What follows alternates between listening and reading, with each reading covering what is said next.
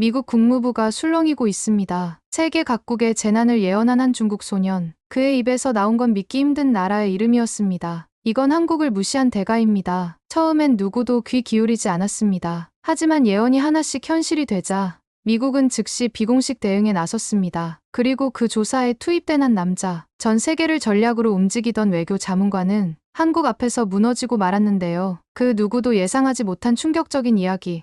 지금 시작합니다. 저는 다니엘 후보입니다. 20년 가까이 미국 국무부 정책기획실에서 일해왔고 지금도 전 세계 수십 개국과 관련된 외교 전략을 짜는 일을 하고 있습니다. 사람들은 저를 냉철하다고 말합니다. 정확하고 감정에 휘둘리지 않고 국가라는 거대한 체스를 두듯 움직이는 사람이라 부르죠. 어쩌면 그 말이 맞을지도 모릅니다. 저는 국가 간의 감정 싸움이나 민족 정체성과 같은 문제를 의미 있는 논점으로 다뤄본 적이 없습니다. 제가 다룬 건 데이터, 동맹 균형, 전략적 이해관계, 리스크 최소화. 그 속에서 한국이라는 나라는 늘 중간에 낀 감성적 국가 정도로만 존재해 왔습니다. 한반도의 정세는 불안정했고 국민 감정은 쉽게 요동쳤으며 그들은 일본이나 중국에 비해 과도하게 자신을 방어하고 있다는 인상을 저는 늘 받아왔습니다. 물론 그들이 만든 기술이나 문화 콘텐츠의 힘은 알고 있었습니다. 하지만 그것도 결국 시장의 힘, 소비자의 감정 흐름에 따라 결정되는 현상일 뿐이라 생각했죠. 한국은 작고 뜨겁지만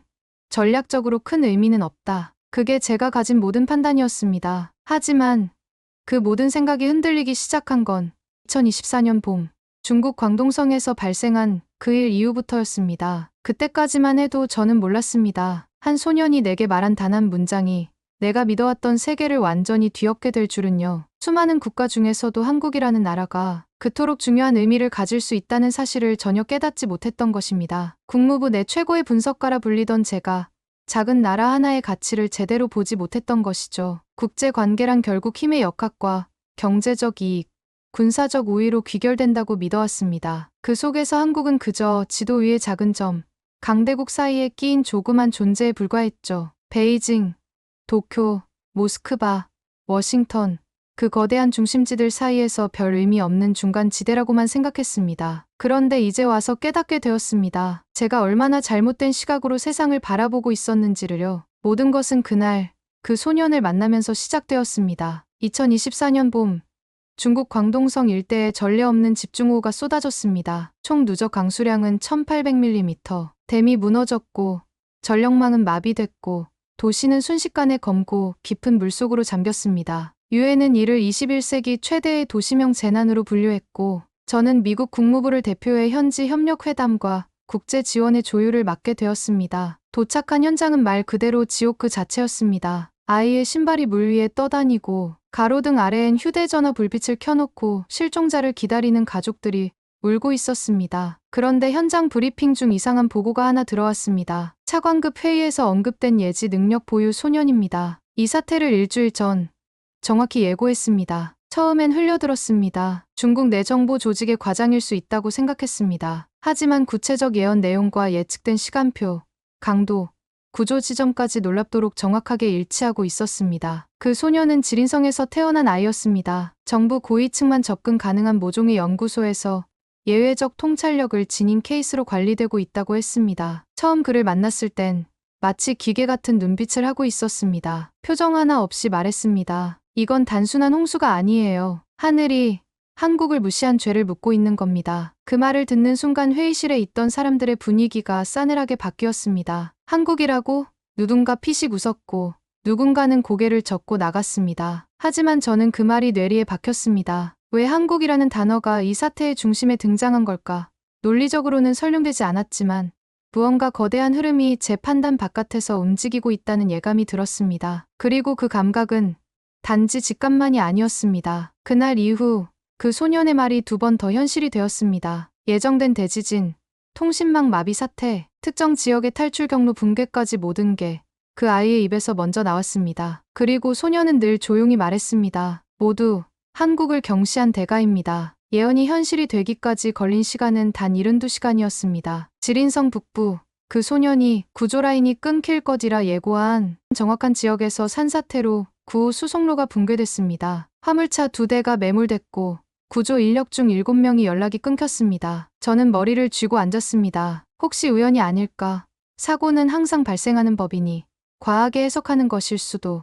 그렇게 합리화를 시도하던 중 그는 두 번째 예언을 남겼습니다. 곧 통신이 끊깁니다. 북쪽 고지대를 기준으로 동남권까지, 그리고 전 세계 언론이 한국을 조롱하는 사건이 터질 겁니다. 도무지 말이 안 됐습니다. 통신망 문제도 한국과의 연결도. 하지만 이틀 뒤 지린성에서 광역통신망 오류가 발생했고 기상청과의 위성 연결이 마비되며 구조 지연이 벌어졌습니다. 그리고 같은 날 저녁 한 국제 언론에서 K문화는 모조품이다라는 논란성 특집을 내보냈습니다. 김치, 한복, 한국 영화 한국이 이룬 모든 것들이 중국 문명의 그림자라는 주장이 미국과 유럽, SNS를 타고 조롱거리처럼 퍼지기 시작했습니다. 그 순간 저는 등줄기를 타고 흐르는 서늘한 감각을 느꼈습니다. 이건 단순한 현상 예측이 아니었습니다. 그 아이는 세계가 어디로 향하고 있는지를 정확히 꿰뚫고 있었습니다. 한국이라는 단어는 그의 입에서 나올 때마다 묘한 무게를 가졌습니다. 그 나라는 작지만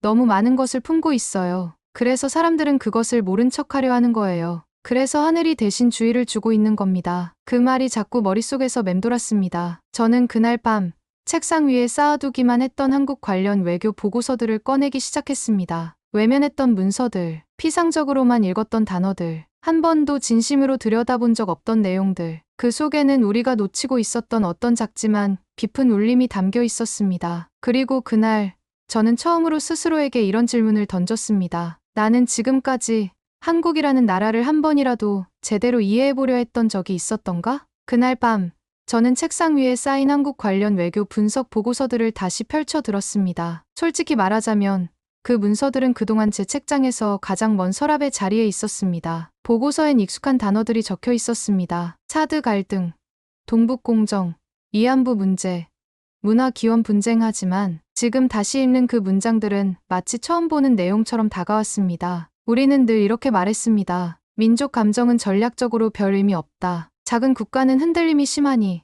냉정하게 거리를 둬야 한다. 그 말 안에 저는 어떤 편의적 경멸을 담고 있었던 겁니다. 감정은 늘 피곤했고 역사는 협상에서 번거로운 장애물이라고 여겼습니다. 그런데 한국은 그 번거로움 속에서도 끝까지 역사를 놓지 않았던 나라였습니다. 경제적인 압박 속에서도 더 큰 나라들과의 눈치 싸움 속에서도 자기 이야기를 자기 이름으로 지켜내려 했던 사람들. 그 보고서 속에서 저는 처음으로 어떤 소리를 들은 기분이었습니다. 우리는 잊지 않을 겁니다. 우리는 포기하지 않을 겁니다. 우리는 작지만 반드시 증명해 보이겠습니다. 그 순간 저는 깨달았습니다. 제가 지금까지 말해왔던 정책과 전략이란 말은 이 나라 사람들에게는 존재와 삶의 방식을 뒤흔드는 말이었을 수도 있겠다는 거요. 그리고 그것이 그들이 끝까지 한국이라는 이름을 걸고 지키려 했던 이유라는 거요. 저는 몰랐습니다. 아니, 어쩌면 알고 싶지 않았던 걸지도 모릅니다. 그 나라가 자신을 그렇게 지켜내기 위해 얼마나 많은 시간과 상처를 견뎌왔는지,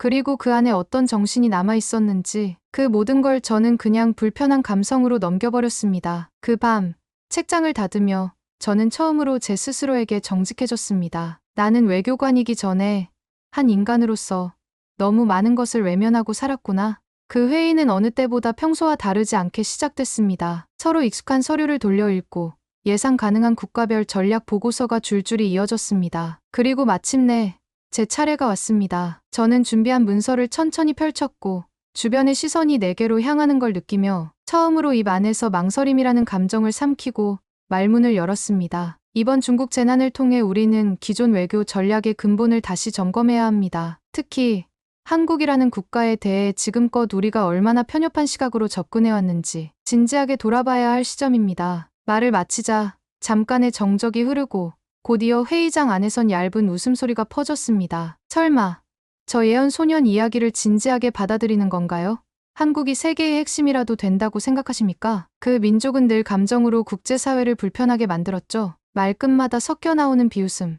그 웃음 속엔 내가 감정에 휘둘리고 있다는 판단이 고스란히 담겨 있었습니다. 한 동료는 제게 노골적으로 말했습니다. 후보, 당신이 왜 냉정한 분석가로 평가받는지 잊지 마십시오. 이런 감성적인 제안은 당신답지 않아요. 그 말이 심장을 찔렀습니다. 그래서 저는 조용히 한 문장을 꺼냈습니다. 정확히 그 이유로 말하는 겁니다. 제가 냉정했기 때문에 그동안 너무 많은 걸 놓쳐왔다는 걸 이제야 깨달았으니까요. 그 말 이후 회의실은 다시 조용해졌지만 그건 이해의 침묵이 아니라 단절의 침묵이었습니다. 그날 밤 저는 제 사무실 책상 위에 사직서 초안을 올려두었습니다. 그건 꼭 제출하기 위한 것이 아니라 내가 지금 어디에 서 있는지를 확인하기 위한 표시였습니다. 그리고 그 옆엔 회의 중 메모지한 귀퉁이에 적었던 문장 하나가 남겨져 있었습니다. 한국은 우리가 놓치고 있는 마지막 정직일지도 모른다. 그로부터 몇 주 뒤 저는 외교 일정에 포함되지 않은 비공식 방문을 감행했습니다. 목적지는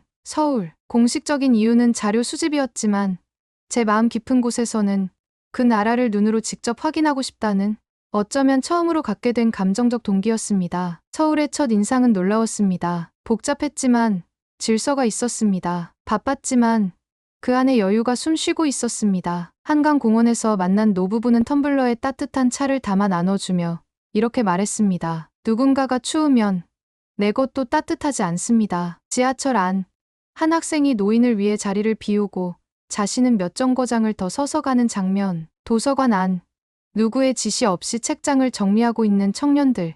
이건 문화도 교육도 아닌 마음의 습관이었습니다. 그때 저는 문득 한 예언 소년의 말을 떠올렸습니다. 한국은 작지만 너무 오래 혼자서 질서를 지켜온 나라예요. 그걸 알아주는 사람이 너무 없었을 뿐이죠. 이틀째 되는 날, 저는 지하철로 서울을 누비며 사람들을 관찰했습니다. 승강장에서 도착하는 지하철을 기다리는 사람들이 자연스럽게 줄을 서는 모습, 바쁜 출근길에도 서로를 배려하는 작은 몸짓들, 복잡한 역사에서도 길을 잃은 외국인에게 친절하게 길을 알려주는 시민들. 다음 날은 시장을 돌아다녔습니다. 상인들은 제게 맛보라며 음식을 건넸고 한국말을 몇 마디 해보라고 웃으며 권했습니다. 서툰 발음이었지만 그들은 진심으로 기뻐했습니다. 누군가 내 나라 말을 배우려 한다는 사실만으로도 행복해하는 모습이었습니다. 그날 밤 호텔 방으로 돌아온 저는 창밖으로 보이는 서울의 불빛을 바라보며 이 한 문장을 메모장에 적었습니다. 이 도시는 기술로 움직이지만 사람의 손끝으로 살아간다. 그 이후로 저는 서울에 머무는 며칠 동안 모든 일상을 기록하기 시작했습니다. 아침 7시의 거리,